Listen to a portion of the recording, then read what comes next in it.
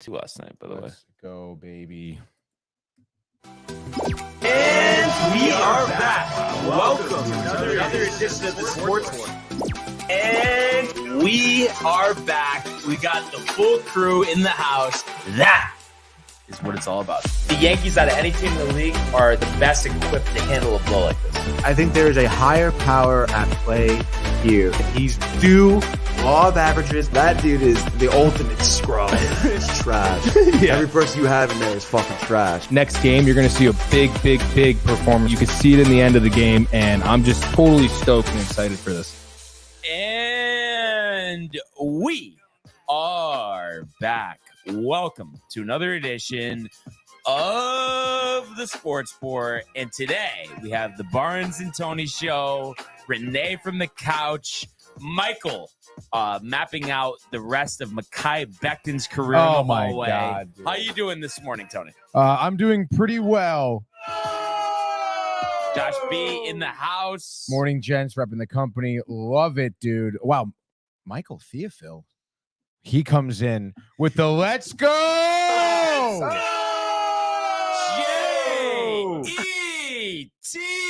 J-E-T-S. Jets. Dude, he's pretty hyped, huh? Energy through the building. So much to get to. I know Michael heard that. But I think he's on a conference call with Becton's agent right now. My And Josh gosh. B saying, good morning, Renee. Good morning. You notice she's got a little more energy Yeah, a little today more- after little more pep to the step. Lonnie was the one with the scud yesterday. Yeah, Lonnie threw it out there. But, Okay, yeah, it's all okay. right. It was a soft hello. Yeah, I saw Yeah. kind of like a soft open. Tony. Yeah. And I do have to ask, so much to talk about, and Josh is excited. Do we know if Josh is a Jets fan? I want to say yeah, right? He's got to be at this point. Josh, if you right? could confirm that for us, bud. Confirm or deny. So much to talk about in sports, but Tony, you said there was a story behind your debut of this red polo shirt you have on. Yeah, dude. So, I this morning I had a normal t-shirt on. Went to Tiffany's in Stratford, great place. They were closed all weekend due to a wedding, but nonetheless, good spot. Get my coffee, dude, and I guess maybe the lid wasn't put on right. Oh, First sip in the car, Cumberland Farms. How are you? all over myself, dude. So Wow. pull over, take my shirt off on the side of the road. Jeez. Looking at my trunk, and this is my trunk. So Here we are. here we are. How long Right. has that been in your trunk? It's a really good question. I'm trying to think of when I put it, like why I would put it in my trunk. And I really can't even think of a reason why. It's got to be in there. I don't know, man. Maybe a couple months. Because I have like a emergency overnight bag, in my Mhm. trunk with like socks, deodorant, toothbrush, short, whatever, dude. A bunch of like miscellaneous clothes items that I could use. So it might just be in there. So yeah, dude. Is Tiffany's on the boycott list? I mean, a little tight, dude. A little tight. The weekend. Wouldn't it be nice instead of paying $5 for your coffee if you paid $138? Dude, you it still was had a like ruined shirt. literally $3. Okay, it's like $3 for a cup of coffee there. No, but I want Ridiculous, the dude. change amount. 3 what? $3.45, maybe Medium? $3.48. Yeah, medium hot. Kind of a ripoff, no? Medium coffee, hot, $3.48. Compared to what though? I mean, I just feel like a large should be $3.48. Let's look this up, dude. The menu. Average cost of a cup. Well, it's gonna vary by state, no? Oh, you want to do it in Connecticut? Yeah. Let's see if Connecticut has it. Okay. I don't know how reliable this cup of coffee. And that's 2 years ago or no? Oh, sorry. This is from 2021. Yeah, Mhm. sure. So I'm sure it's gone up since then. Washington State has the most expensive coffee. I guess that makes sense. Isn't that where Starbucks is from? Mm-hmm. Can I just get a fucking list though? Okay, here we go.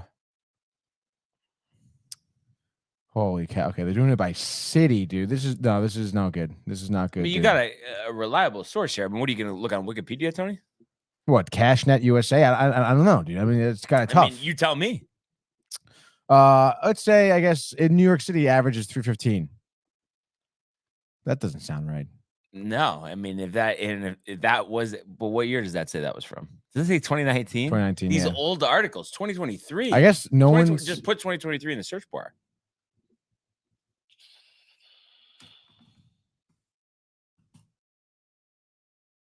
Oh wow, dude. There you go. Hartford, Connecticut, $4.55 average coffee price. Yeah. Suck it. No, but Tony, I mean, so how much is a large at Tiffany's? I don't know. You always a medium, huh? Mostly always the medium, sometimes large, but I don't think twice about the price, dude. I just pay and I walk out. Interesting. I mean, come on, dude. I've had Cumby's coffee now. Yeah, but Can't do I it. wouldn't have had it with the French vanilla. I just did that because I was trying to, I know that's what you usually get. Right. You know, And I think that was it. I think if you had just, but you just, I think what the thing is for you, first of all, you like your hot coffee. So that was setting us back. You need sugar. You always have sugar in your coffee. There was no sugar there. So that's strike two. And I think Cumby's at its best is either black iced or iced with a little cream. And that's not how you had it. So I don't think that's that's true not how I testament. take my coffee, though. But Tony, the way I look at it is there's all these things out there that we like to consume that have a lot of sugar. Coffee is one where sugar is really optional. So if we're going to not have the sugar, wouldn't the coffee be the place? Or you think it's like the taste of a black ice, like you really like it's almost a gag or no, it's not like spam. But it's I don't know. I mean, I can handle it. I can take it, but I just don't want that. I want a French vanilla coffee with almond milk and sugar. I want my sugar packets. Yeah, what I don't understand why I have to go to Cumberland Farms to get a black iced coffee. Like I don't want to do that. yeah, exactly. Michael Theophil says the way I look at it is you have it my way or the highway. Oh man, does it? I thought Michael has some black coffee sometimes. No, when he has to. Josh B loves to not like the spam. Out of the three of you guys, I'm guessing Renee is most accepting of the black coffee. Yes. It's like not even a big deal, almost, right? Renee. Oh, no, not a deal at all. Like you're totally go with it, like no hesitation. Yeah, that's what I'm saying. That's what I'm talking about, Renee. Exactly. Love the energy out of you today. But let's catch up on the comments, Tony. Yeah, we got a few here. Josh B does confirm I am a Jets fan. Kev Do in the house says, "What's good, guys? Mets stunk." I imagine he meant to say suck. Mets suck. Yankees suck, and are finished. Let's fucking go. Hashtag the company. Kev, good to hear from Kev as always. Yes, Jay Bird says, "Dude, no way. That's like 2 weeks in a row. It did happen last week, but that was." I guess kind of more of a user error on my part. I spilled coffee on myself. You were still hammered from the night before? No, I wasn't still hammered. But coming up the stairs Friday, I want to say it was Friday morning. I had a coffee for Manny, coffee for myself. I was bringing up a bunch of equipment, had my hands full, trying to the balancing act. Brian dropped the iced coffee, black iced coffee on my shirt. It's tough. Says can't take this guy anywhere, and then he says, "Wait. Oh, talking about you. Yep. Yeah." And then he says, "Cough, whore." Yeah, I don't. Jay, could you elaborate? Yeah, Jay, you want to what? Because I went to Cumberland Farms and Tiffany's. Like, is that what you're trying to say here, dude? So Jay's big Tiffany's or no? No, Jay goes to fucking Dunkin' Donuts like a peasant. And then Michael does say tough. Tiffany's down a notch. Staff needs to pick it up. Wow, so that's a call. I mean, it's just you listen, man. I mean, obviously, it's like. Coffee is like you want it consistent every day. Okay, it's like the lid, dude. Like there's one thing you should make sure when you make sure the lid's on. Yeah. And they were off. They were off this past weekend, so that was kind of tight. You wake up, you're hungover, you want a cup of coffee, you go to Tiffany's and they're closed, and then you got to call Michael up, like, hey, can you go to Post Road Donut Inn? And he gives you shit about having to go to the Post Road Donut Inn. It's like a whole big thing. And then Kev says my first cup of the day is black. There you go, Kev. And mine as well. Jay Bird says my overnight bag is what he's referring to. I guess he thinks I'm whoring around because I have an overnight bag in my trunk, dude. That is a good one, honestly. Yeah. Michael says service is everything, as we Very know. true. Michael Very knows, true. dude. Michael does knows for know. being in the service industry over all those years. Yeah. Yeah, sometimes I wish I could have seen Michael be my bartender or waiter, you know? Oh yeah, and I'm so much not fun. kidding. Not even in an alternate world. I'm saying it's very possible because I used to go to a local a little bit that Michael once served me before I knew him. Dude, honestly, like Mike and I talk about it all the time, like between like me going to local, like us going out in Fairfield. Oh yeah, like we must have bumped into each other 100%. or at least like seen each other out, you know, like which is so funny because I know me and I actually always just from the start didn't like local, but my friends said, "Oh, the drink deals, this that," and I know we probably sat at the bar maybe 3 or 4 times, sat at the tables a few times. He said he was always working, so I would imagine that we crossed paths definitely. Right. You know, honestly, the fact that we don't remember his face kind of makes you question, you know, maybe he never really worked in the industry, you know? Oh, yeah. Yeah. Or maybe he's a robot, actually. Yeah. Maybe he's just, he's preferred this whole time, dude. Yeah. Yeah. And it's hilarious, Michael. Yeah. He's laughing right now at it, probably. Cracking up, dude. Cracking up. Lonnie in the building? Lonnie says. Let's go! Tony can't keep stains off his shirt. Not my fault, Lonnie. Yankees stink, double B. Cook to the Jets. Shout out to the hashtag company, hashtag rep the company. Michael then says just because their life sucks doesn't mean that they need to ruin your day. Wow, dude. I mean, I don't think it was on purpose or anything. She probably just blew it. And I definitely was, and you didn't know what he says. He's talking about his former life as a robot? Yeah, I think so. Okay. Definitely was. Interesting. Yeah, we don't know it, dude. Always appreciate Lonnie tuning in as well. And we'll get to the Yankees. We'll get to that. Obviously, rather about Cook, which we'll get to as well. And he said, Michael says he was cracking up when you said I was. Yeah. There we go. So he we knows know Michael. Show, dude. Yeah. We know him.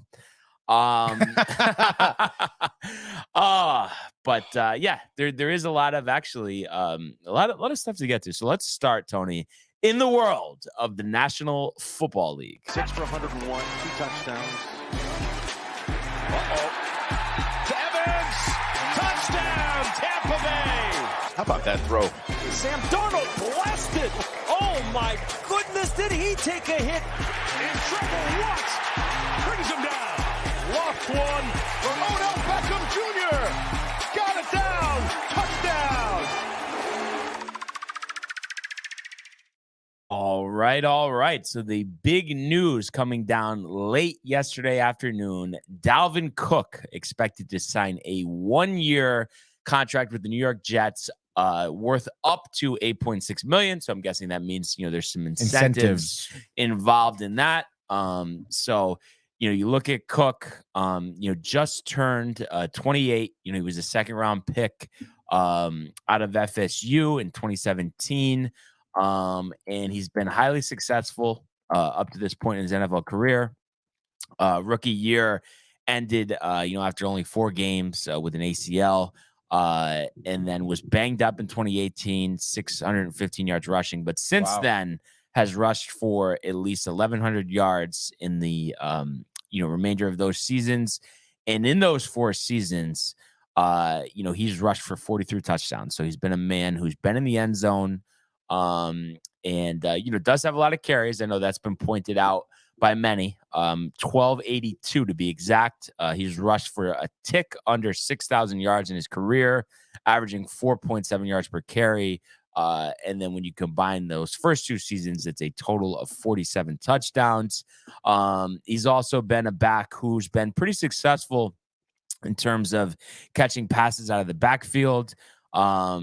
Each season that he's played at least 11 games, he's caught at least 49, or not 49. He's caught at least 34 passes. Last year, 39 receptions. And then he had a career high in 2019 of 53. So he's been a guy that can catch the ball out of the backfield. We know the burst, we know the power. And I think it's just one of those things where you can't look at this and as far as of where we are in the offseason, which I think people were pointing out on Twitter, where at the beginning of the offseason, you would look at this deal, 8.6, that's a lot. 28 years old, a lot of tread on the tires. But to the point we're at, that cap space, Tony, is not going to be used for anything else. So, Right. We know about Breece Hall coming back from injury. There's a lot of, I guess kind of theories out there. Oh, some people were saying yesterday, oh, that means that he's definitely going to start on the physically unable to perform list, which I believe would knock him out the first 6 weeks. But he was just taken off that list. I don't know if he could be put back on. But why would he be put back on that list though? I don't know, just because they want to take it easy. But all the reports are, that he's healthy, he's ready to go. So I don't think that's the case.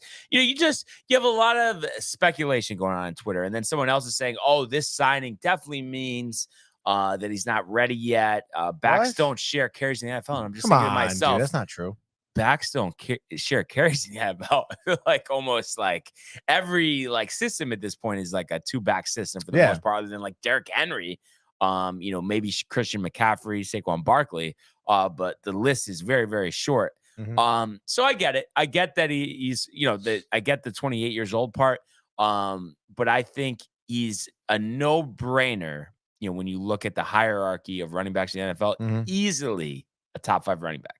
Yeah, I think so. I think the deal was great too. We mentioned it's up to 8.6, so the incentives is always great because it gives your player incentives to play well for the team, right? Not to mention, 1 year. I feel like there's always not much harm in a 1-year deal, right? Especially since we understand that the Jets are trying to win now, right? So and so is Dalvin Cook, obviously, and I think doing some research on this guy. Yeah, he had a rough start in the NFL, the ACL. People doubted him for sure, but I mean, like you mentioned, his past 4 years, he's produced. And you're talking about going into 4 running backs, the later part of your career, and he's still, playing really well. So I mean, you'd expect him to have a similar year for the Jets that he had around, for Minnesota the past few years. And I just got a notification. Actually, speaking of which, that's hilarious that Richard Goldstein comments here. Saying the Jets are winning it this year. I just had a notification that he was watching, and he texted me last night, riled about Dalvin Cook. So another sick, Jet fan. Everybody's a Jet fan. Oh, out of nowhere, Everywhere you look. So Rich is hyped up. Definitely want to go to at least one game this year, if not several. Jay Bird's hyped up too. Let's go. Cook, Breece, Carter, going to be deadly. Sad to see Knight go, he said. But I don't. Did they say that Knight's gone? I didn't catch that. I mean, I'm gonna look that up right now. Look it up, dude. I know Jay said he wanted to call in. So Jay, if you want to call in, dude, obviously feel free to do so now, dude. Let's see. Anything? I think Lonnie was talking about going to a Jets game. No. Yeah. I think it was in September, right? Yeah, I think so. Jay Bird also says all the Jets fans coming out of the woodwork this year. Jay, I don't see an official report that Bam Knight has been cut. Is that just your projection? Yeah, Jay. Because I know they're riled about the 5th round running back Izzy. I've seen a lot of. Oh, here he is. Stand by. Jay, you there? Yeah, am I here? Am I on? You are on the Sportsport Live, buddy. What's up, dude? Damn. Yo, just so you know, Mike's number is still on the bottom ticker. Oh, no. We'll get on that. Sunday, yeah. But the man, the myth, the legend, Jason Libertelli. First question, Jay. Is that your projection, or did you see some report that they had, released Knight? No, I'm just they had a full running back room. I'm pretty sure they even had some fullbacks in there too. They got to get rid of somebody. But why Knight over Carter? I just think Michael Carter is just puts up more numbers than Zonovan Knight did last year. Michael. I know you're not a big fan of Michael Carter. You can't run between the tackles, but we got the guys who can run through the tackles, and Dalvin Cook, Breece Hall. You need a shifty guy out of the slot. Like a Michael Carter. I just like him. I like him more than Zonovan Knight. I don't know. He's more of a personality that I can get behind. Wow.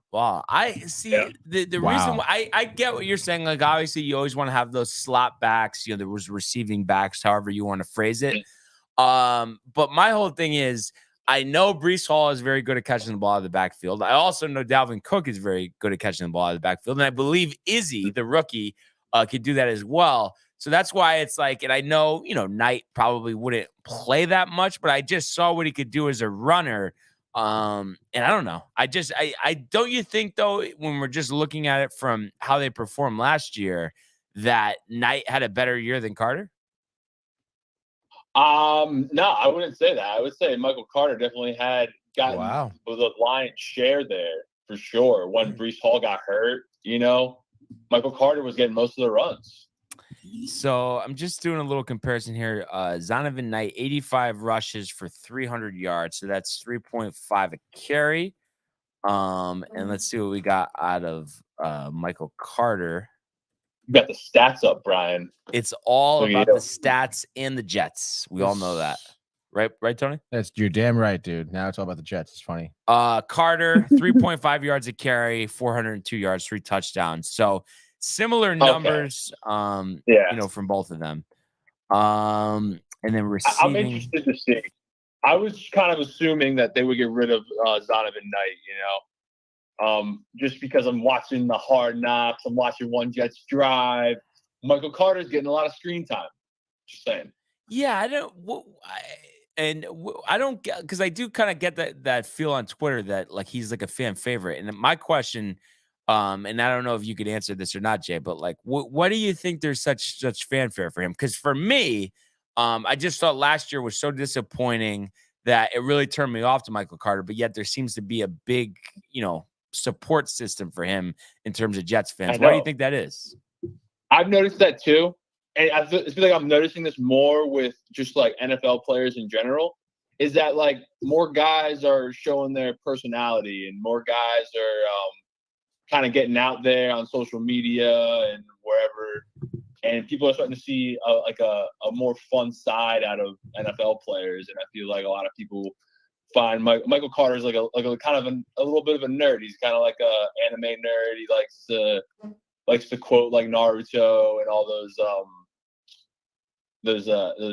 don't know what to call them. Animes. Like animes, right? Is that what you call them, Tony? Yeah, you can call them that. That sounds kind of like weird. No, it's anime. I don't know. Whenever. All right, no, continue, Jake. Yeah. Why? What do you think of that, dude? You know what I mean, Brian? Like, I'm not a huge fan of anime myself, but I like a guy who can like be himself and just like be unapologetically himself and just really give show the world who he really is. And he does it on the field and off the field. So I could see the support. Zonovan Knight's kind of a quieter guy. I don't really hear much about him. But yeah, I feel like the social media game has definitely given Michael Carter an edge in the favorite column, You don't think so? Yeah, no, I could see that, but I don't know. Maybe, and I think it's just because, like, I'm just so used to taking the lumps over the years with the Jets and how bad they've been. So I just have no patience. And I think I was just like so turned off by last year where, I think I had him for one of my fantasy teams and it's like, just seemed like he was getting stuffed at the line every time. So that's why I've just like, I don't care about like his personality or anything. I just like, can you play? Yeah. You want numbers, Farm. Right. You want results. And I like Izzy seems like, he can be talented. So I don't know. I think my whole thing would be, I like Knight better than Carter, but I guess I would say end of training camp, whoever you can get some type of draft pick for, that's who you move. That's what I think the best thing for the team is. Yeah, the higher value player. Because I think you got to keep Izzy. You want to keep your draft pick. You like the fact of having a younger back with fresh legs. So it'll be interesting to see what they do there. What do you think they're going to do for the playing time distribution between Hall and Dalvin Cook? Yeah, I thought I was for a second I saw that. It's like you guys texted in the Sports Sport group chat. I went right to Twitter, and I'm like, who's going to get the lion's share of the runs? And I think it's obviously going to be Dalvin Cook. He's the more senior running back, and he has the most experience. But if Breece Hall is healthy, I could totally see them as being like the two-headed monster there, Yeah. I mean, I think obviously you give a guy up to $8.6 million, you're planning on using him a lot. And I think I think probably the plan is if I had to guess, if Breece Hall, is active week 1 against the Bills, that to start. And I know Cook himself is actually coming off shoulder surgery, but he's going to be cleared soon. But I would imagine, he would be, ahead of Hall in terms of 100% full progression, that you would start out with like Cook maybe in for 70% of the snaps the first couple of games. And then by the time we get to, week 5, week 6, then they kind of go more to like a 60-40, a 55-45, where it's pretty close, because I know they're very excited about Breece Hall. And I also think, too, the way the NFL is going, I mean, you really can never have too many running backs. No, that's really true. And I was listening before. Someone was saying that you can't have a multi running back system this year. Is that what you said? Yeah, no, that's what somebody said, which, like I said, I mean, I get it if you're a premier running back, which, Dalvin Cook is, but also it's at the same time, it's like, if you have two guys are that good, and obviously Hall showed us that he's very talented, it's not like, oh yeah, we're going to bring in Dalvin Cook and then Breece Hall is going to get like 5 touches a game. That's not how they're going to do it. No. I feel like, I mean, that's how you run, like, use running backs now in the NFL. I feel it's like the passing game and everything. You need a few, right? Not a couple, right? Like you said, Derrick Henry is probably the only one. But in the same token, like he has like actually a shoe alum backing him up. Yeah, and he's like, what's his name? Tony. Oh, dude, Tony was big on him last year. That was the theme. I know. Why? Yeah. Why am I? He like Chestnut. Julius Chestnut, not Joey Chestnut. He led the Titans in rushing yards in their preseason game. Their first game, dude. He was killing it. There you go. I like to keep an eye on him. He's a shoe alum. But yeah, I can totally see them using Derrick Henry for like you said, like how they would split it up with Dalvin. Like 70% of the runs through like the first 7 games, and then like you start working in another running back for like a 50-50 split or like a 60-40 split. But yeah, these guys get banged up easily. Like if you're playing for the Titans and then most of your offense is Derrick Henry, like higher chance for him to get injured. So you need your workhorses, not just your workhorse. Yeah, that's definitely true. But I love this edition. I'm really excited about it, and I can't wait to see. Oh, me too, Brian. What the offense looks like. And it's not just Michael, even though I've been giving him a hard time about him being down on Mekhi Becton.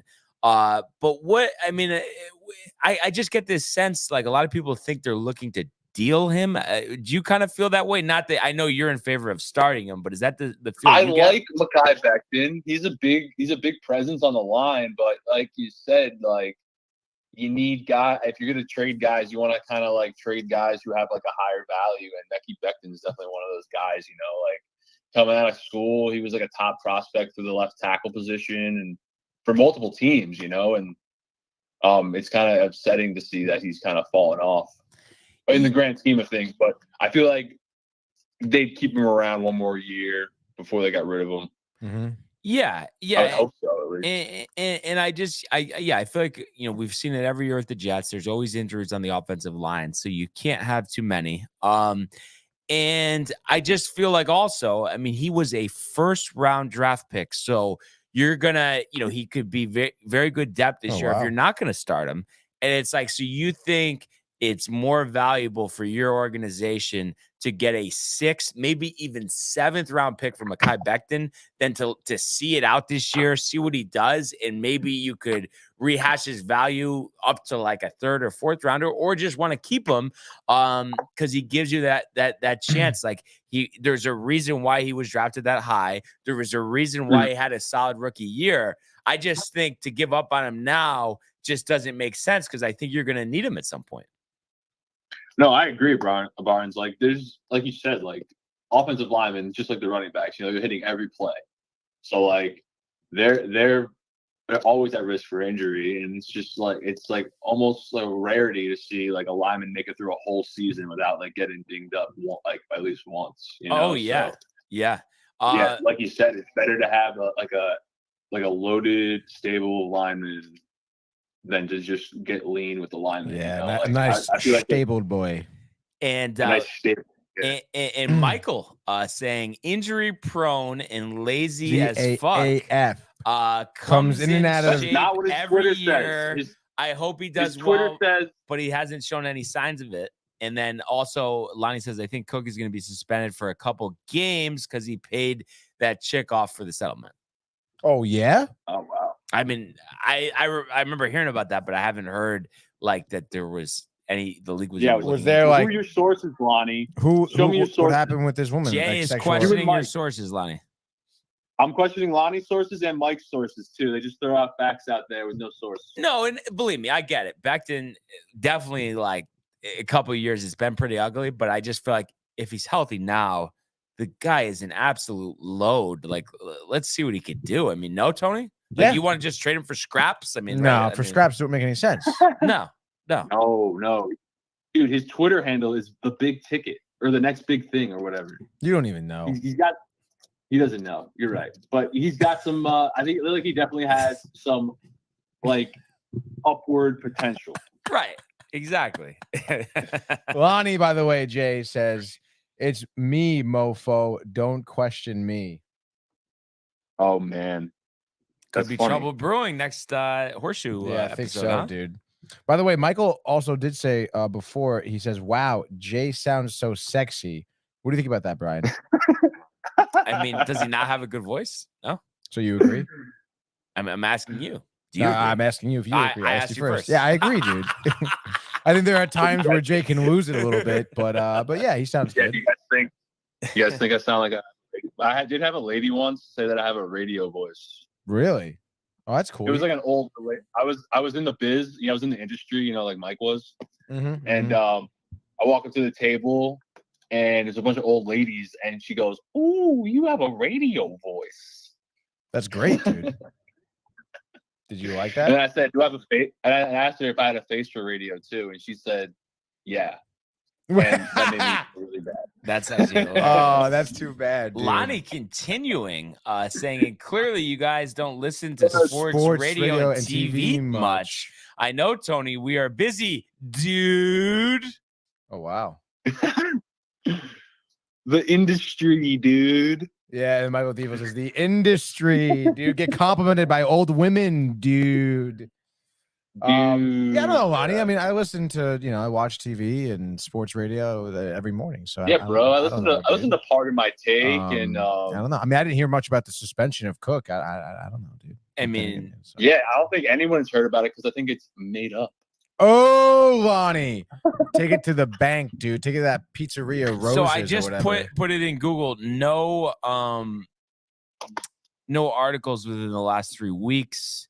Oh shit, Lonnie, Um, dude. Lonnie, did she take her teeth out too, Jay? But that is the thing out there. But I just think, you know what? I would think there would be more known about it if this was going to be like an 8-game suspension, 10-game suspension. So even if there is a 3-4 game suspension, like we're good, right, Tony? I mean, it's like we'll get through it. We got plenty of running backs. Yeah, exactly. Yeah, for sure. And then what? He comes in, 4 games into the season with fresh legs. Let's go. Exactly. So it's all good, man, right, Jay? Yeah. It's all good, man. But new episode man. tonight, Good or man. did they already?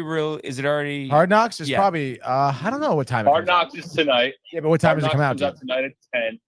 Okay, so At 10 because o'clock. I feel like though there's Tony, been it's like always don't been that some like shows like when they put new episodes out, some of them just release them at midnight, but then others like it's on HBO, like the TV channel, or is there still an HBO channel? Yes, there is. Okay, so There it's is, actually there is. live on that channel at 10 o'clock.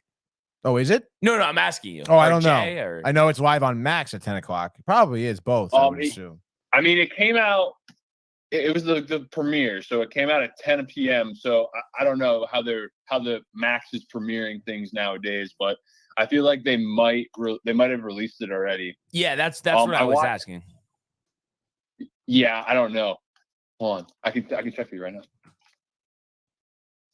Oh, also, I watched the second episode of One Jets Drive. We watched the second episode. We Thoughts? watched it. Yes, Tonight at 10 p.m. Yeah, Tuesday New at 10. episode of Hard Knocks. It was good.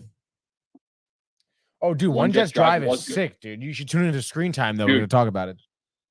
Okay, yeah. Okay, I'll hold off on By it. the way, Lonnie said, Grasha said it today on the show about the suspension. Well, that means and that then, Tony's gonna yeah. discount that comment. And then Larry said it Larry, last hey night. Larry, Larry's how all are right. you? Larry's all right. Who's I- Larry? Larry Larry the Hardesty. Larry and the then- Lobster? Why is he was just saying Saul Goodman's because I said it's all good, man, right, yeah, Jay? yeah. Is Michael a Breaking Bad / Huge, Better Call Saul? Yes. All caught up on Saul? Actually, I don't know if he is. I don't think he is because he's been watching it. We actually watched it last week when we were at Southport Pizza having a slice. I had a time where because Pooch was very big on Better Mhm. Call Saul, and I Yeah. did like it. You know, Saul Goodman, Kim Wexler, Tony Chuck before he stroked. Or you didn't really watch it, so you don't even know what I'm talking about. No. You just looking at it a little crazy. I mean, we Did don't you even watch look at Breaking Bad or no? No. You know what's interesting? I barely like Pooch would always have Breaking Bad on, but I never really paid attention. But I actually watched more Better Call Mhm. Saul than Oh, Breaking really? Bad, and it's like Better Call Saul is Better Call Saul is before Breaking Bad, but I Yeah. guess it's just easier to watch with some type of background. Yeah, of obviously. course. I heard like by some people that Better Call Saul, by quite a few people that Better Call Saul is better than Breaking Bad. Mhm. But when I was watching, I guess when Breaking Bad came out, I was watching The Walking Dead at the time. Okay. So I had a decision to make, and because I was like, I only want, like, I can only wait, like I only wanted one show to And you follow, wanted Walking Dead. and I ended up doing Walking Dead, which was obviously a big mistake, Brian. Really terrible show. Huge, dude. I mean, Honest- yeah, it kind of was huge because, dude, like after like season 3, maybe season 4, Mm-hmm. Yes. Yeah. it just It got real it bad. went downhill, dude. Downhill fast. It's like how many On more fire. like dude, like yeah. Season 1 was so good too. Like it was so good with the Yeah. CDC and everything and trying to figure out what Rick is doing. Yeah, man.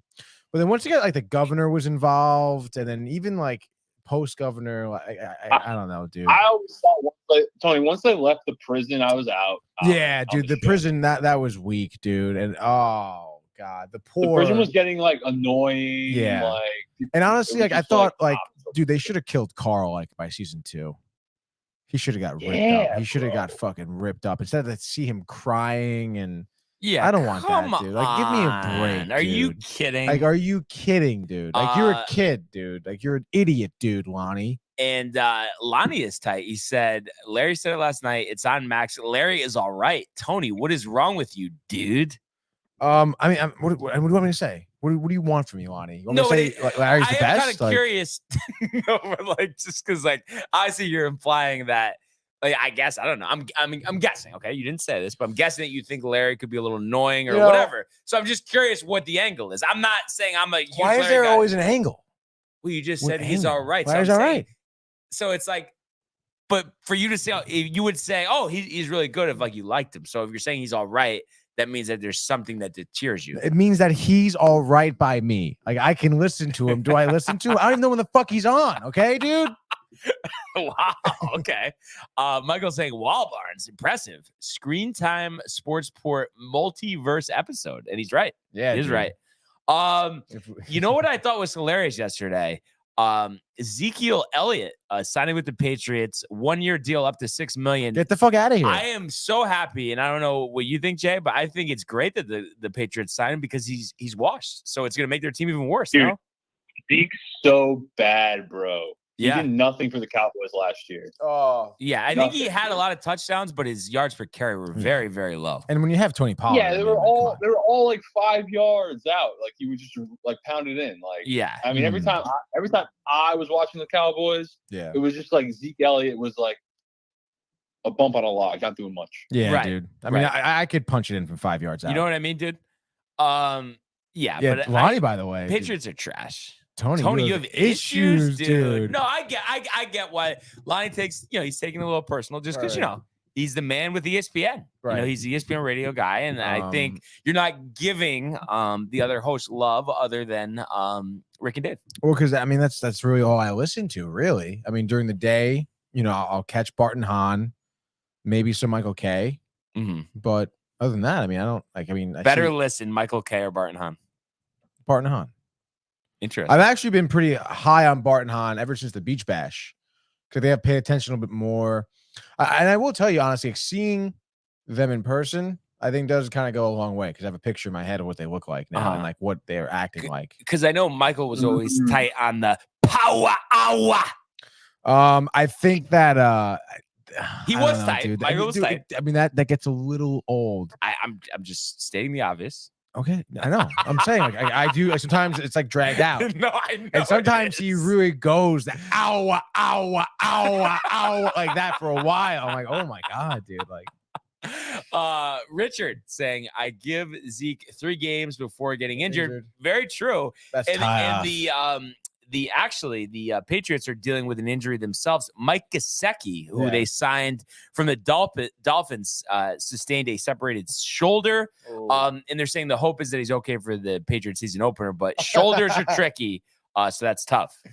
Josh B says it's the power hour. And then Michael says the power hour needs to be The a power minute. dude. Yeah, dude. And then Teenage power hour is fire, says Lonnie. wow. Lonnie also says, Tony, you cannot punch it in from 5 yards out. Stop yourself.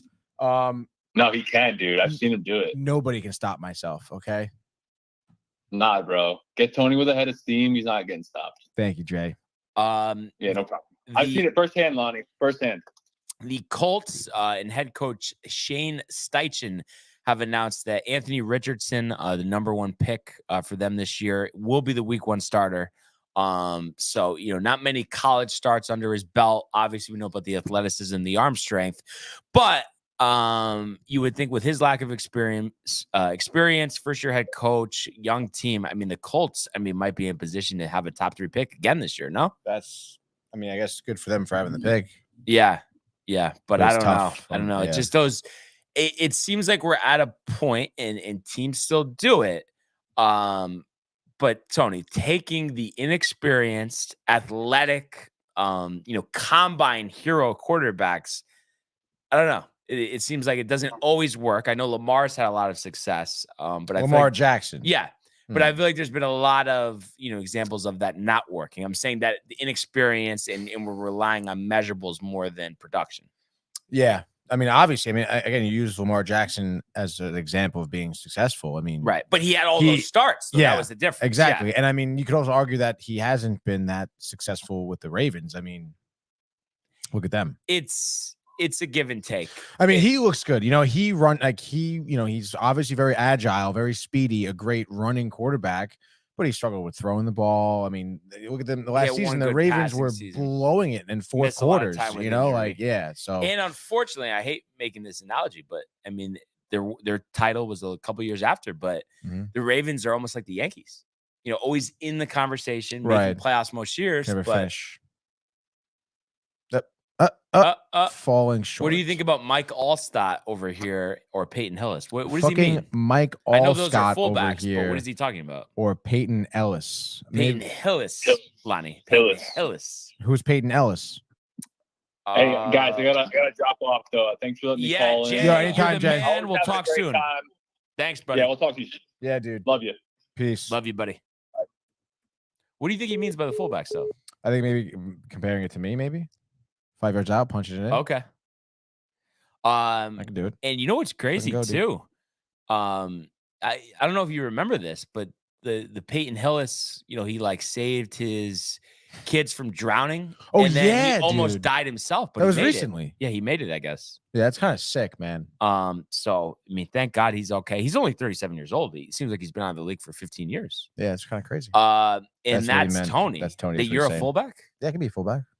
I can go. see it. Yeah. I always wanted to be a fullback or a tight end. Tight end. Tight end. So sick, I did dude. very limited, but Yeah. in practice, I did get a couple reps. So at tight end. cool, dude. You just lay down a quick block, go out for a pass. But you know what the problem is? I wouldn't really want, I would want to be the new age tight end where I'm not really blocking. I'm right. there You're to catch kind the of ball. another Blocking receiver, blocking sucks. Yeah, it does. You played offensive line back in the day? It was a center. Okay. Did you hate it or no? Yeah, center was. I don't know. Center was kind of tough. Yeah, but not the snapping part, but just the blocking part. Yeah, dude. I remember Yeah, blocking was definitely tough. And again, like, playing center too, there was almost never, there was like a nose guard on me. So like they always had like their linebackers blitz in the A gap, and I gotta fucking pick up the blitz. And it's just like, 24 is the mic. Yeah. 24 is the mic.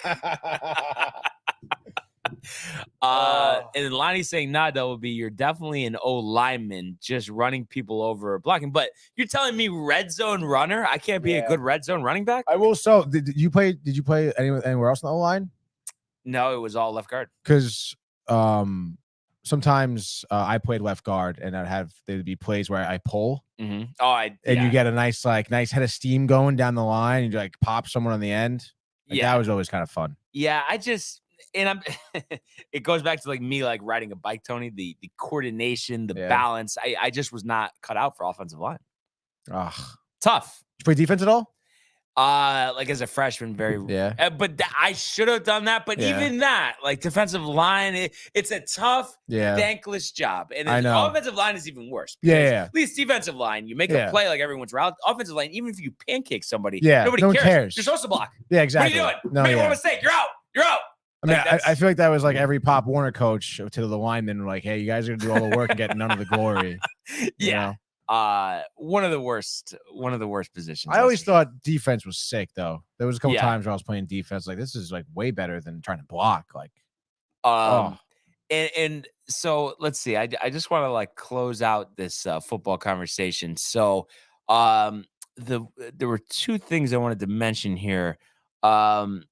So yeah, Zach Martin was holding out. We are thinking maybe Jets. They restructured that deal, so he got a little more guaranteed money, and will go back to Dallas for the remaining 2 years of his deal.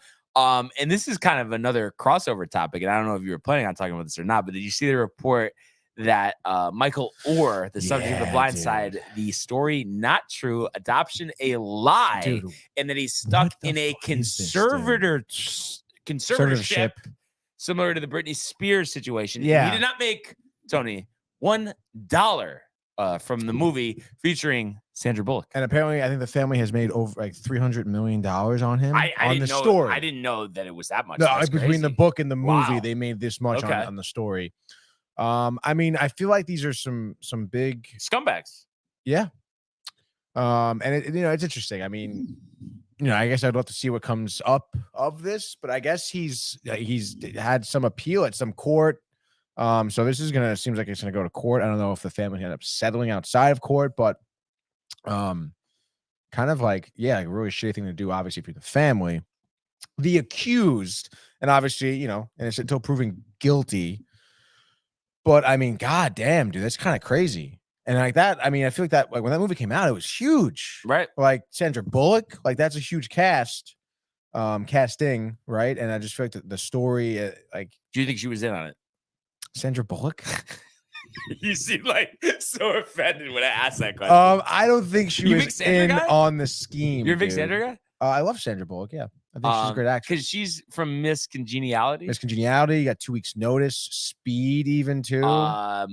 What is it? The Proposal? The Proposal she was in. But The Proposal is the thing where like she marries her boss or something for citizenship. Ryan Reynolds. Yes, that's The Proposal. I think he marries her. Yeah, for citizenship. Yeah, that's right. And it's like a fake marriage and stuff. What does Michael say? Michael says Sandra loves adrenochrome. So she's in on the. I guess the scandal. She made money off of. Michael Orr. She's on Michael's dirty list. Basically. Yeah. So that's hey, Michael knows it. I mean, if we have a go-to guy for that stuff, it's Michael. Adrenochrome, yeah, 100%, a million. He's a huge supplier of it. She was a boss in that movie. She was the boss. Wait, in the what movie. is there? Do you know what that is? Adrenochrome? Yeah, you really want to get or when it's the whole blood and all that. Yeah, okay. I figured. I just want to make sure. What Michael bathes in at night. Michael Bunting? Michael Bunting, dude. And Sandra in Demolition Man, dude. Wow. Michael says that she has said she uses a cream that has baby skin in it on live television. It's a shame. I feel like because I feel like she was. It almost like justifies prefer in a way, because she was one of your heroes growing up, and then when you meet your heroes, you're disappointed, right? I know, dude. I should just never want to be my hero. But you know what I prefer? We'd be disappointed when we meet you, you fool. The doofus himself is prefer still listening. I'm sure he is out there, dude. He's posing as Lonnie, remember? Oh, right. Oh, that is funny stuff. So Sandra Bullock, anyway, dude. But Michael Orr, I mean, what do you think? You think he's gonna get poor career? I think there's something there. What's his deal now? He's out of the NFL. Yeah, he was not good. Bust, unfortunately. Do you think, obviously a lot of people we've seen come in with allegations that are just kind of like looking for a payday? No. I mean, I don't think you make an allegation like that because there's clear proof of a conservatorship. Right. You know what I mean? Right, Tony? Yes. No, you're totally correct. I mean, again, like he would easily be proven false if exactly. Was the case, so something to keep an eye out for. I'm pumped for football. You know what I'm not pumped for? The world of Major League Baseball.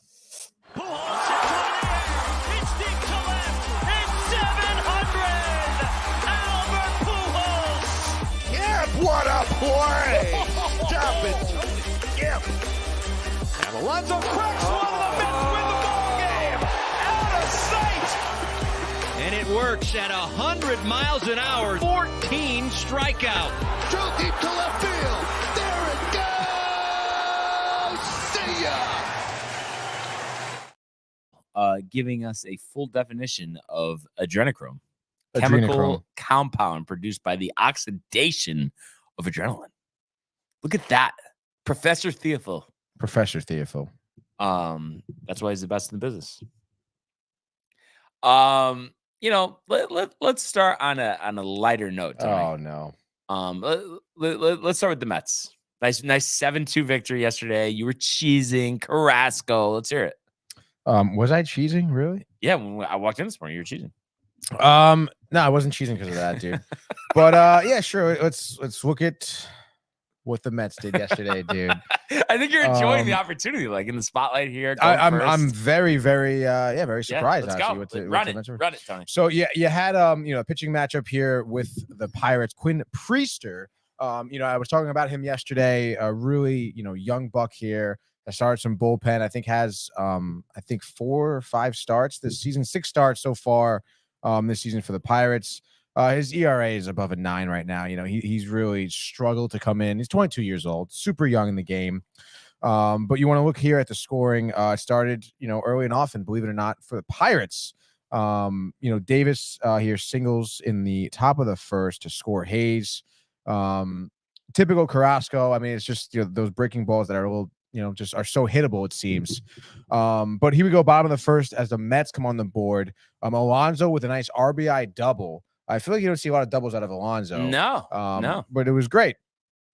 Love to see it. He scored Brendan Nimmo, which tied the game up at 1, and then Volback with a home run in the bottom of the second. Just a solo shot here, 411 feet to center field, makes it 2-1. After that, in the third inning, Carrasco gives up a double himself, which scores Joe. Their left fielder, Christian Joe, I think it is. Connor Joe. So that tied up at 2. And then at that point, Carrasco gets out of the inning. And then, that was it for Carrasco. So 3 innings pitched, 88 pitches thrown. So not very efficient at all. 5 Ks over those 3 innings, 3 walks, 2 earned runs, 4 hits. So again, Carrasco using, again, like a lot of those off-speed pitches. Sometimes he just totally misses. Sometimes, pitchers are just kind of just missing, the pitch being like a tick below or a tick ahead of the pitch, I should say. And he works himself into count, like 8 pitch at bats, 9 pitch at bats. He's just hasn't been really efficient at all. And you've seen, games where he versus a good lineup and they just absolutely clobber him because, they're a better lineup than the Pittsburgh Pirates. So it's like they can hit these like off-speed pitchers that they're kind of waiting on. But moving forward down the line here, I keep forgetting how to pronounce this guy's name. Bottom of the fourth. It's like Arauz, I think is how Yeah. you say it. It's really confusing. First home run, though, as a Met, 394 feet to right center. Ortega was on the bags as well. So it was a 2-run blast, makes it 5-2, which was super nice. After that, McNeil, bottom of the fifth here, a sac fly RBI, scoring Lindor, makes it 6-2. By the way, I think Lindor is the first Met since I think it's 06 or 08 to be part of the 2020 club. Oh, there we go. Carlos Beltran was the last person to do it for the Mets, but I guess he's not having a great season, you know. Nimmo with a solo shot there, bottom of the sixth, to make it 7-2, and that was the end of your scoring. You know, you'll get some of the bullpen that was used here. Actually, bullpen did a great job, backing up Carrasco, as I mentioned, who only had 3 innings. So they had, 6 innings to fill. You had Miller come in for 2 innings, 2 walks, but no one runs, no hits. Coonrod, who came in, they brought him up. I forget who went on the IL, but they brought him up. He pitched an inning, 1 hit, 1 walk, 2 strikeouts, though. He was looking kind of good. Bickford, our guy from LA, he's been actually kind of looking good too. 1 inning, 12 pitches thrown, 6 of them were for strikes, a walk, but didn't give up any hits, didn't give up any earned runs. Same thing for Trevor Gott, 2 Ks in the inning, and then Ottavino, using him again to close out the game here. 2 Ks, no hits, no walks. I mean, not half bad, no? But I mean, yeah, it's not half bad. But I mean, Ottavino, hey, I feel like He's got a future on this team. No, he doesn't. Is he under contract? For next year? Yeah. Player option? I think so. I'll have to look it up. But we've seen time and time again where he comes in these games that don't fucking matter with a big lead and does well. In the games where you need him to get a save, struggles. Where are you? Yeah, he struggles. Where are you? Under pressure. Where are you? Where are you? Where are you? So yeah, I mean, it was a good Met win for sure. It's great to see, Lindor, as Lions is the great Lindor. I mean, yeah, dude. He is. He's having a great year. What is he talking about? His little cookie. Come here, my little cookie, Dave. I guess this is something that's Dave Cookie said? Carrasco. Oh, Cookie Carrasco. Yeah. Same. That sounds about right. Ottavino is trash, and he's right. Ottavino is trash. He should have been moved already, but he's still closing games. But yeah, dude, I mean, it was nice to see, some of these guys have some, individual accomplishments. But at this point, I mean, isn't it kind of bad if the Mets are winning games, really? You want that draft pick. Kind of want that draft pick. No excitement. I think Tim Castro was activated off the IL yesterday too. He pinch ran, I think, for Nimmo. He's going to play a big role on this team moving forward. Probably not. Lindor, again, who you guys think is a horrible acquisition, 2 for 3 last night, 2 runs. What's he doing when the game's in the line? Season's on the line. He's actually run. been working pretty well in the clutch, dude. He's got some but I'm clutch saying runs this now season. that it's all over. He's doing he's doing exactly what you want a veteran leader to do, which is when the season is over, he's still working his ass off and performing. So, great player, dude. And if I go back with the dinger, I mean, he should have been gone too. Viento's struggling still at the plate, 0 for 4. Buck's so tight that he has to play him. Yeah, I think so. But yeah, I mean, hey, man, win against the Pirates, scored me a point here on the leaderboard for our pick segment. It's great, dude. It really is. It's great. I mean, it's fun to watch the Mets. B is trolling, he says. And Ottavino, by the way, 7.25 player options. So he's opted into that one. Absolutely opting in for that. He'd be stupid not to. So yeah, dude. I mean, Mets win. I mean, it's the Pirates. They're arguably a worse team than the Mets. You want to look ahead tonight, 7-10 game. David Peterson the mound. Hammered or I don't know, dude. I mean, I feel like I don't think so. Against the Pirates lineup, probably not hammered. But again, I mean, Peterson pisses me off because he's like, I think in a post-game interview after the Cubs start, he's like, yeah, I want a spot in the rotation. You think he's worthy? No. Tony. Obviously, I'm kidding. And it's like, all right, you want to spot the rotation, but like, what the fuck, dude? These these last few starts you've had, you're not doing your job. You're not doing well, dude. Like against the Cubs in 3 innings, you gave up 2 runs. Like that's not good. Your strikeouts have not been high. and you don't pitch more than 3. I don't know if that's like a Buck thing of just he's always going to be pulling you for 3 innings, but your starts here, you're just not even efficient. You're throwing 60 pitches in 3 innings. Like it's just not good, dude. Yeah. There's nothing there. Right. And honestly, if I'm Buck, I see you come out of the bullpen for an inning and you pitch well. So why would I put you in the rotation, dude? That is an example of like you got to figure that out, dude. Mm-hmm. Okay. So yeah, I mean that's basically in a nutshell of what happened with the Mets last night. I guess you try to be happy, but I mean, what is there really to be happy about? I mean, am I really pumped for Bickford to be throwing a couple innings out of the bullpen? Not really. I'm pumped for Lindor. I'm even more of a Lindor fan now because of you and Lonnie, honestly. But I just can't get a gauge out of you, Tony, that For what? like you're actually like confident that like next season roster constructed best as they can, that he's really going to hit 280 with 30 home runs, 100 RBIs and have a consistent season. Like that you really full confidence, no like very long, slow start like he had at the beginning of this year. Yeah. I mean, I am confident that it comes out pretty hot. I understand, I guess he had kind of a tough start this season. Right. Last season was a similar deal. Mm-hmm. But I mean, you got to admit, I mean, the guy has improved every year. Mm-hmm. Whether it be, in different aspects of his game. And he really, like, I don't know, he just really hasn't faltered. He doesn't, I mean, the guy doesn't really make mistakes in the field. And that really accounts for a lot. I mean, the guy plays shortstop. I mean, he's great at that position. I feel like the Mets have turned some great double plays this season that start with him too. He's got a great attitude for the most part, as far as I can tell.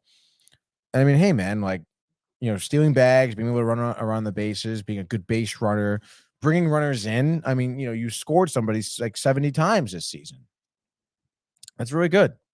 I just think with that, I mean, it just seems like he's been gaining momentum. He's winning, I feel like, the fan base of the Mets, and having that behind him, I think he's even more, kind of a catalyst to have him, up his game next season. And I think he's someone who's, for the most part, from what we hear, understanding right now the transition the Mets are going for, excited for the future. Obviously, his contract, he knows he's going to be here. And I think he's pumped for that. I really do think he likes New York. I think he enjoys being a Met. So yeah, I think that like, all those factors coming together, it just kind of points to him having a year next year. Yeah. And continuing to improve. I mean, you can't say the guy's improved a lot. I mean, the Lindor that showed up his first year as a Met, I mean, is totally different than the Lindor now. Attitude, level of player, even. I like it. You think the rat experience was humbling, or? Yeah, I think so. Change things a little bit. I think, Lindor, I think, realized after that he wasn't in Cleveland anymore. Like in terms of media exposure, what he hears from people, the ruthlessness, of the New York crowd. He realized like you can't be pulling nonsense like this in New York. This is not Cleveland. Like you can't be doing that, dude. Yeah, you're right. So you're right. Lonnie says, by the way, he is just like I'm more of a fan of the word dude because of you, Tony. I appreciate that, dude. Yeah, very true. I'm really excited that you like that. Speaking of dude, I have to say, what do you got? Lonnie was right. About what? The Yankees completely finished. Don't even want to waste my energy anymore, Tony. 11-3 last night. Outclassed by an organization that's run the right way. And Boone made some comment after the game, like, "Oh, their lineup, like they do things right. That's a glimpse into what it should look like, or something." Like, you're gonna be like, I don't know, maybe broadcasting games on ESPN the Ocho by the time the Yankees lineup looks like that. Like, you're a complete joke. You're a complete clown. So I really wish that Boone would just not even do press conferences after the game anymore. But yeah, finished, embarrassed. I think the most embarrassed I've ever been, of the Yankees my whole life watching them. And, I mean, sure, like we talked about the other day, management definitely has something to do about it. But I mean, it's hard not to question, going on a while now. Did some of the players just pack it in? And is that why, we're in the situation that we are? It's just very tough though, because I just feel like, the stuff, and maybe they're exaggerating, but just the stuff that you hear from people like, oh, I'm just not letting it get to me. We know this season's over, football season. But you already know this, Tony, but it's like, I cannot but help have this scenario bother me. One of the first thoughts in my head every morning I wake up, to be honest. I think this is as bad as we've seen it in a very long time for the New York Yankees. What do you think, Tony? I mean, yeah. I mean, you really, it's hard to argue with like this is the worst we've seen the Yankees in a while, and we talked about so much this season about how grueling the season is and how many different flaws the season can point out in a team, which we've seen be pointed out, whether it be the players, not playing to the caliber they should be, whether it be the manager, not making good managerial moves, exposing the GM for making, poor moves in the offseason, the trade deadline, stuff like that. And, we've talked about that in the Yankees. And then, you couple that with, versing, playing the best organization, arguably, in all of baseball. It's not going to make your team look good. It's not going to have, fans riled. I mean, the Braves are an example of how to do things right, and I think, and I'm sure you can say this too. I mean, I feel like every Yankee fan is feeling like, well, that could be us if we made the right moves. I mean, the Braves, again, they have good scouts. They bring in good youthful players that turn into stars. They bring in players from outside of their organization via trades or buyouts, whatever. And those guys come to the Braves and they perform well. Look what Marcelo Zuna is doing. Half the league thought he was finished. Yeah. So it's Lopez filling in last night. What do you have? 3 hits? Yeah. What's up? Pretty ridiculous. Everything. Freed missiles. Give him seven Freed, innings. Yeah. Who's fine. Pitched like 6 games maybe this whole season. Yeah. Oh no, he's good. Yeah, just no problem. Absolutely. Like a guy came off. I forget what his injury was. Max Fried. Yeah. Arm. I think it was shoulder. I don't know, but he was out forever. So clearly, I mean, it seems like their medical department is great. Having a guy come in, seeming the perfect amount of rest, the perfect amount of rehabilitation, comes in and starts throwing gas. Like, it just seems like the Braves, like I said, are an example of a team or organization that does everything right. That's just sound all around. And I think watching, as a Yankee fan, as a Met fan, even I'm watching that. I'm like, that could have been any other team. Could have been the Mets, could have been the Yankees, but it's not. It's the Braves that are doing those moves. The Braves that are making the right decisions, and it makes the Yankees, as you're watching, it makes them look even worse. Embarrassed. Yeah, it is. It is very embarrassing. Specifically, I mean, the Yankees have the 3rd highest payroll in all baseball. Yeah. So it sucks, dude. Yeah, it sucks a lot. And management, Tony. Poor management, and we were talking about money yesterday management. too. Poor money management. Poor everything, dude. Yeah. But we talked about yesterday. We were like, maybe you could take advantage of Max Fried. I think he got slapped around a little bit by Pittsburgh. Actually, at the beginning of the game, I think they had bases loaded, nobody out. So we'll let a sack fly every time. It's never just a big hit. The double down the line. What can go wrong will go wrong. Isaiah Kiner-Falefa oversliding second to end that inning. Couple comments though. Yes, Lonnie says, "Shut up, B." I don't know what he was referring to specifically. And he goes, "Yeah, that comment was a shot at Cashman, not Hal." I'm not sure what comment. About the roster. The that's roster, what it's supposed to look like. And he goes, "So now you're committed to the dark side now." Yeah, dark side, but with the problem devil heads, dude. Lenny, I'm not excited about it. It's and killing Josh me B, inside. I've been saying it for a while now too. 15 days. Oh, you've been saying it, Josh. I know, but it's killing me inside. It really is. It's just like baseball season is supposed to be 6 months of Christmas for me. Okay. And it's like, Instead, it's 6 months of purgatory this year. Just nothing good, other than just hoping that the prospects that we have develop and get their shot next year. That's what we're down to.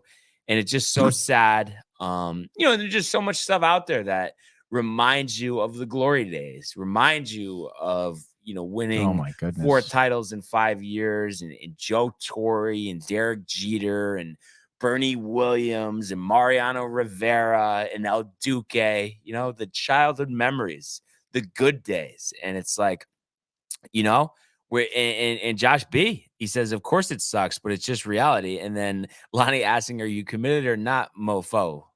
And the thing is, yeah, I'm committed to what? Hell, Lonnie? I mean, that's what this is for me right now. I mean, it really is. It's just so hard. It's like the Yankees is always what I look forward to. I love having a game to watch every night, and it's terrible. And Michael's saying, I have a feeling Boone is gone, and Jeter, he said Jester, but he meant Jeter, is coming with the core four as the coaching staff. I mean, that would be great. I hope that's the case, Michael. I really do. And he says Jeter, not Jester. Lonnie's saying those days are over, my mans. Get over it. And it's like, at the same time, Lonnie, I mean, I'm not going to jump off the Sikorsky. Like, next year could be a great year. Hopefully it is. I mean, I'm admitting to David is Jeter. that this year will be similar to David Jeter. It'll be incorrect, and it will not be what it was supposed to be. But it's my insides are burning about this year. It really is. Just another wasted opportunity. And I know you and a lot of other Yankee fans think, nothing's going to change. Same team next year, right? Isn't that the common sentiment at this point, though? That the only change, Tony, maybe analytic department and Aaron Boone. Other than that, same lineup, right? Cashman. I mean, look what they said at the trade deadline, dude. We like what we got. We're gonna see it through. Whatever they fucking said, dude. It's nonsense. Well, I said I wanted to see it through too, dude. And look what happened to me. Come on, dude. Stop it. Yeah. I don't know. I thought that was such a huge mistake at the trade deadline. I understand. You should have tried something, dude. What do you think about Jay saying he'd catch me, but then Lonnie saying he'd die? Getting a little crazy here, You die. I mean, that is, I don't know how high is the Sikorsky Bridge from, like? It's pretty high, dude. Aren't you over water anyway? How you is are Jay over water. Jay Bird says, LOL, anything for B. And then Josh B says, let's go Jets. Hurry up, hockey and basketball. Let's go Rangers, New York Knicks. Yeah, I mean, maybe we could settle on the Knicks a little bit. The Knicks. Not that I don't like the Knicks. But the Rangers. No, I'm saying let's go Rangers. Right. I guess what I meant, Josh, is like just basketball. I don't know if there's that much juice for that right now. Yeah, no, I don't think so. Jay would be in his helicopter. Michael saying big changes for the Yankees. Watch Hal coming with fire. And then he says Jeter core four coming. As soon as Brian starts talking about the Yankees, I find to myself rolling my eyes. Wow. So I know this is crazy. I'm going to you for help on this, Tony. But how do you do it? How do you each day? How do you limit the amount you get tight about the Mets, honestly? And how do you feel optimistic? I'm serious. Do you have any optimism for even just, let's say, next season? Yeah. I mean, I sort of have optimism. I don't know. I feel like for me, I really do trust Cohen in the direction he's pulling this team. I don't know, man. I mean, I just feel like I'm under their understanding of, I suppose, if you really want to break it down, I guess you really expect a World Series every year. So, well, not every year. How about 1 in 14 years? And I know, yes, you expect one every year. 40 years, whatever. You expect one every year, though. Well, I've been expecting one every year because we haven't had one the last 14 years. But that's different. It's not. I don't need one every year. I need 1 in 14 years. I think you do need one every year, though. Tony, I would feel completely different if they had one in the last couple of years. Yeah. Jay Bird said it right. Hey, Tony, how do you feel? How do you handle being such a loser? And then he spells my name wrong. So who's the loser now? I know he did spell your name wrong. Who the fuck spells your name with a Y? Come on, dude. It's weak. But yeah, I mean, I don't know. Again, I have more trust in ownership, I think, of the Mets than I would if I was a Yankee fan in Hal, for sure. I understand Cohen hasn't made the best moves. Clearly, look at the team. But I think he is someone who is committed to winning. And you also understand too, Cohen, he's certainly like the first type of owner that we have that is able to spend a lot of money, that wants to spend a lot of money, that really wants to win, but obviously has never owned a team before, has never really done anything like this. So the learning curve, whatever. I think what I'm holding on to and what what makes me believe in the ownership is the moves he made at the trade deadline. So those It's prospects. Yeah, it's the prospects. Eating the money to get prospects. That's hope. And just like recognizing, grasping the cost. I made a mistake. Like, this is wrong. That we've made a mistake. We have to do something different. We need something new. We need to pivot, and let's pivot hard right now at the trade deadline. Like, we have to figure it out. And he did that. And again, like, that shows commitment to the future, commitment to winning. Right now. Winning. Yeah, exactly. I mean, you want it right now, dude. Like, we don't have another second, dude. You really don't, though. Like, we really don't. Yeah. So I mean, I think that's what I'm looking forward to in the Mets. And I think really in prior years, obviously, like last year was great. I thought tough loss, of course, but it's about kind of, I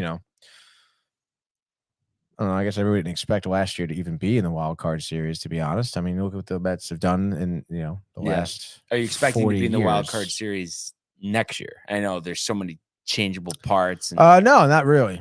so you're expecting like a barely over 500 season next year? Well, I don't know about that. Couple games out, wild card. Yeah, exactly. Like Okay. maybe like an 80 wins season or something like that, and you just missed the wild card. I mean, it's a competitive league over here, man. Right. So, but again, I mean, that's like a step in the right direction. I'm looking at individual efforts right now, building up a good starting rotation now, because I mean, that's an absolute shambles. Building up a good bullpen. You have no bullpen right now. I mean, the Mets are really just kind of at this point at ground zero.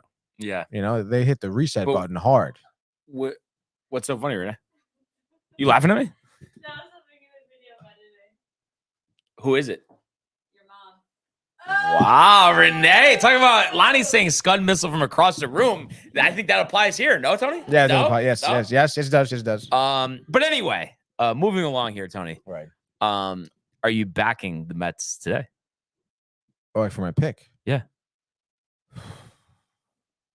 I mean, 7-2 victory yesterday. I mean, How could you not? How could you not? Peterson, back them 6 up? scoreless. Peterson, I don't know, maybe 3 scoreless. But the bullpen is so tough because you got Carrasco going 3 innings, and then what? You have to put Peterson out there. It goes 3, and then you're using your fucking that type of deal. It's more frustrating for me, honestly, with the pick segment. Right. That's really what's most frustrating, because it's like you want to pick the Mets, you want to see them win. You want to be excited that you won your pick segment by picking the Mets a lot. But it's freaking tough, man. It's the Pirates. Come on, though. I know they haven't been good, but they're better than the Pirates. Every time you try to convince me to take a team, they've always happened lost. yesterday? Who'd you convince me to take? The Mets? Rangers. What? No. No. Every time, Brian, I'm saying whatever. Take you the Pirates. convinced Take the me. Pirates then. No, okay? no. Because every time I'm telling you, dude, give me the Mets. Peterson, 5 scoreless, bullpen. Out of you on the back-to-back normally sucks, but I don't care. And the funny part is too, you think you're nervous about taking the Mets. How do you think I feel about taking Luis Severino with his 50 ERA? Don't take the him. past 3. I am. Why? I am. Why? Why would you do Because- this to yourself? Because Why? I think for a day. How many games you up right now? 4 games on me? 3. I think for a day, it's the spirits don't want me to be tortured. So I think out of nowhere, Luis Severino, 5 innings, 10 strikeouts, 1 hit, Tony. Bullpen, rest of the way. Holmes, 1, 2, and 3. Good offense. Yankees, 5. Braves, 2. Let's go. All right. I guess I'll go to my next pick. Yeah. What's up? By the way, I want Alonso 36th home run. Yeah. Mark it down. Mark it down. Mark it down on your calendar. Alonso, stolen bag. RBI Stolen double. bag. Please. What's up, dude? What's up? You'd want him at shortstop. You mean Lindor? You said Alonso stolen bag. Oh, Lindor stolen bag. Yeah, that's what I meant. That makes more sense. Dude. Yeah, Alonso stolen bag too. Why not? Yeah. Yeah, whatever, dude. Yeah, totally. Michael mean? says, by the way, oh, your mom. Wow. So having fun. You know, with- she listens, Renee. Well, my mom and Brian's mom. and Michael's mom. Yeah. Not your mom. No. It's too bad. If Renee was on screen, she would. Yeah. Yeah, probably. She doesn't give a shit about us. Yeah, he does. Well, he says, CB, this is how I know you can't help yourself. You just pick Sevy. Tony, pick Atlanta. Well, he I can't pick Atlanta eliminates unless you want to go the- heads up, dog. No, Oh, no, we're not doing yeah. just make your pick. All right, my bad. All right, let's focus here, dude. I know I'm all kind of in a dither now. What is Monty dither? starting for the Rangers? By the way, Angels are fucking trash, dude. I can't believe it. Sure, is I there think one hit? I think 11 strikeouts yesterday. 11 Ks, dude. 7 innings. His You best thought of start me all right season. away. I did, obviously. I thought of our game used dirt, courtesy of Al, baby. Let's go. All right, I guess Lonnie's saying hi, Renee, aka Princess Peach. And she puts up the gun show. Wow. She liked that one. Doesn't pan off. Yeah, all that hard work. I guess give me the Mariners. I guess the Royals here. Mm-hmm. I mean, I know it's the Royals. Like, come on, dude. They've lost. Mariners have played well, too. I know. And we got our boy here making, I believe, his first start of the season. Emerson Hancock. Ashcraft. Actually, he's had one start this season. One start already. I guess on the 9th. So 6 days ago. One start against San Diego. So not like an easy lineup to navigate. 5 innings, 1 earned run. Not bad, dude. And I think against a lineup like Kansas City, he can come out here, and I think he can put down 5 innings, 1 earned run pretty easily against the Royals. Mm-hmm. And on top of that, you have Jordan Lyles, pitching for the Royals. And I mean, he's an absolute dumpster fire. 3-13, 6.13 ERA. Even the Yankees hit him. That's how you know he's good. He's like 34 years old. I mean, he's got to get out of here, I think. Yeah. Let's see what he got. 9, 14, 17 earned runs in his past 5 starts. I mean, I think Miami, who have some great hitters, Seattle rather, sorry, who has some great hitters. Done, dude. Seattle wins it 8-3. Bang it. Wow. Tag it and bag it. Send it. Tag it and bag it. Interesting.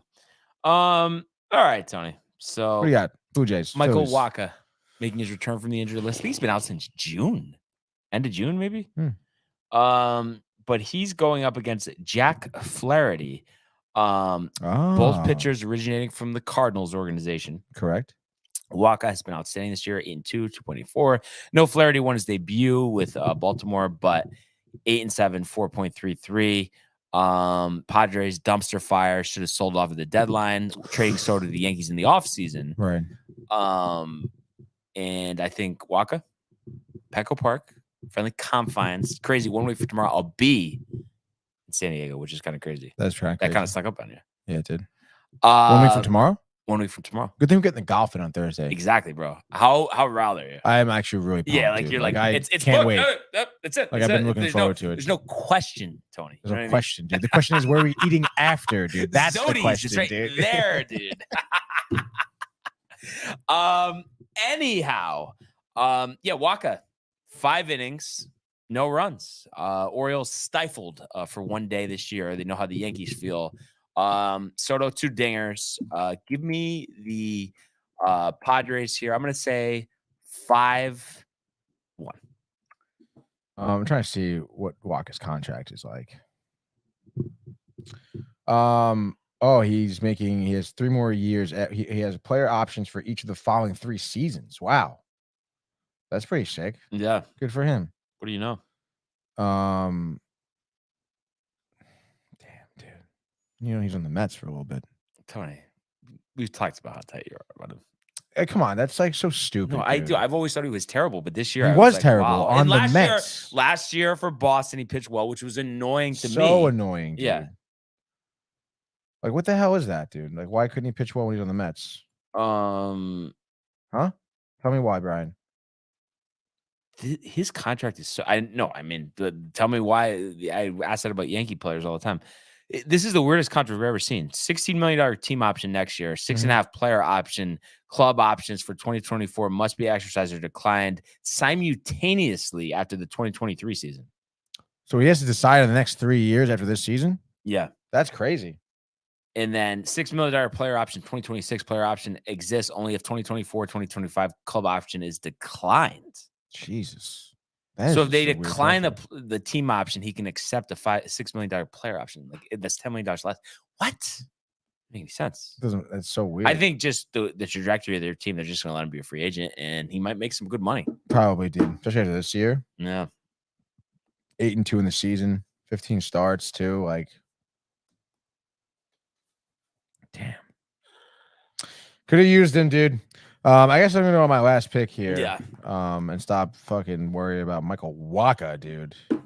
Got bigger fish to fry here. Do you used to like Waka Flocka? Yeah, No Hands. No Hands was sick. it was sick. Like I think tomorrow we should open the show to that song. Let's do it. All right. I'll write it down. Get the bite. I actually had a remix, but I don't know where it is. So we can do, dude. We have to play it quick, though. I think it started Copyright. out like Steph Curry off to the Golden State. David Lee, Monta Ellis gone hate. I swear to God, that was Really? that was the first line. Yeah. That's Isn't that pretty sick? hilarious. Yeah, that is sick. So I'll try to remember it. Try to find it, dude. Where is it? Inner third to me. Do I take the Astros? They've been kind of messing me up a little bit, dude. All right, let's make it quick here. Trying to make it quick. Guardians over the Reds. Oh, Allen over Ashcraft, Tony. Come on. I'll take it, dude. I'll take Allen over Ashcraft here. Graham Ashcraft. Such a little shit guy, I feel. Yeah, I don't care. Ashcraft absolutely tattooed, bro. I don't care, man. 3 innings, 7 earned runs, taken out of the game. Cincinnati wondering about his future. Okay, for the 25-year-old fat boy, 6'2", 250. Shots fired. That's right, dude. Wow. Allen laughing. Logan. Laughing Logan. I'd say Cleveland wins this one. I'm gonna say 9-2. All right. I'm gonna take the Astros over the Marlins. Javier versus Cueto. I think no problem. I think Interesting. Alvarez grand slam off Cueto in the first. Wow. Astros 15, Marlins 4. Done. I think that's a Book it. I don't know, man. Book it. I don't know. What's your predictions record wise for both of us tonight? Starting with me. 1-3. I'm 2-3. You mean 1-2 and you're 2-1. Right. 1 for 3. I'm 2 for 3. Yeah. Well, you didn't say that. Right. Yeah. Waka actually didn't like or want to release no hands. Lonnie up on. I'm gonna try to. Did Larry say that last night, Lonnie? I mean, maybe Tony. See if we can get like the no lyrics version. I might try to Oh, really? Yeah, like try to get it going. No hands instrument. Yeah, there we go. Not now. I was saying tomorrow. I think you wanted right now. I thought you were feeling it, dude. I thought you. Yeah. No, dude. All right. No, not now. Yeah, not right now, dude. But yeah, so that's pretty much what we got for today, Tony, huh? Yeah, I think so, dude. Anything in the PGA world you want to talk about? BMW preview tomorrow. BMW. So do your preview. homework. Yeah, Driving range probably later for you before Craig O or no? Or no Craig O tonight? Today's Tuesday. So I feel like that's a shot that you get Ralph for. Like I get the days confused. Yeah. Like, that subtle up. Today's Tuesday. I would like to. Let's depend on maybe I can get just a quick hour in at Shelton. I'll talk to Jay maybe. Because we're doing Jay's farewell tour. He's leaving us, soon. So isn't Jay leaving in December? August he moved. Well, after September he moves back to Jersey. And it's Jay's doing the classic. I'll be around on the weekends. So basically, but he's once a not. month, maybe. Yeah, honestly, dude. Yeah. In Jersey, where? Asbury Park. How far is that from here? That's like on the way to Atlantic City, It's like right? 2 hours, dude. Easy. Okay. But honestly, if he's not gonna come down that much, we gotta go once, right? Asbury Park? No, why don't we just go to AC with Jay? Oh, I was so down with that. Yeah. And Jay will be like, yeah, man. Like, I'll go, Yeah, right? dude. We'll probably, yeah. Yeah. No, but let's seriously go. Jay loves getting hammered and wandering around the casino. Yeah, we'll get that done, America. Yeah. All right? And on the way out here, Lonnie's saying, dude, watch talking about Larry. Lonnie's a big Larry guy. He's a big company man. It couldn't last 10 more seconds. Honestly, dude, kind of ridiculous. Good thing we have 2 cameras on you, huh? Michael says he's never been to AC. He's never been to AC, dude. All right, with Jay. He's got to go to the Borgata, the Metropolitan, the Burger, the Noodle Bar, Oceans, dude. Yeah, 100%. So, yeah, we'll get that done. What a day. What a life. Really appreciate everybody tuning in today, continuing to comment, like, and subscribe. All of the archives. Screen time right now, by the way. Right now. Back to back. Let's go. Tony, Michael, Renee in costume. The merch at downtimetv.com. Shout out to the company. Appreciate you guys every day. And Lonnie also says, Larry's an OG. Great show, guys. # rep the company. Want everybody Thanks, Lonnie. to enjoy the day. Enjoy screen time. Enjoy the games. And we will see you mañana. Hey guys, Tony here from Downtime TV checking in. I want to thank all our fans out there who's been liking, subscribing, sharing our content. You guys are the best. You guys are our bloodline. You make us love what we do. Thanks again.